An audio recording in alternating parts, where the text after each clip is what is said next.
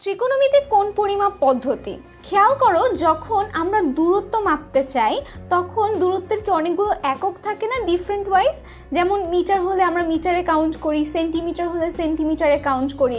তো এইরকমভাবে তোমার এই ত্রিকোণমিতিক ক্ষেত্রেও কোণ যে আমি পরিমাপ করব, সেই কোণ পরিমাপের আবার পদ্ধতি রয়েছে।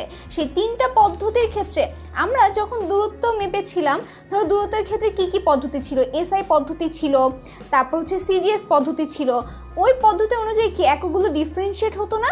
অনুরূপভাবে এই ত্রিকোণমিতিক কোণের ক্ষেত্রেও কিন্তু আসলে সেম জিনিসটা ঘটছে। এই ক্ষেত্রে আমরা ত্রিকোণমিতির ক্ষেত্রে কোণকে পরিমাপ করতে পারি তিনটা পদ্ধতির মাধ্যমে। প্রথম পদ্ধতি হচ্ছে ষাটমূলক পদ্ধতি, যেই পদ্ধতিতে কোণের পরিমাপের এককটা হচ্ছে ডিগ্রি। এরপরে হচ্ছে আমার শতমূলক পদ্ধতি।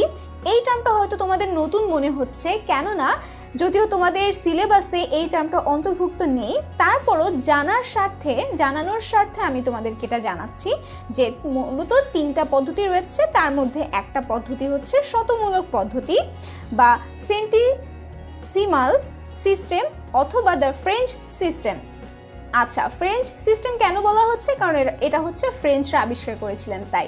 আচ্ছা, সর্বশেষ যে পদ্ধতিটা হচ্ছে সেটা হচ্ছে সার্কুলার সিস্টেম। আচ্ছা, এই পদ্ধতিতে মূলত কোণের পরিমাপের একক হচ্ছে রেডিয়ান। তো তোমাদের সিলেবাসে মেইনলি অন্তর্ভুক্ত হচ্ছে এই যে দুইটা পদ্ধতি, একটা হচ্ছে ষাটমূলক পদ্ধতি এবং অপরটি হচ্ছে বৃত্তীয় পদ্ধতি।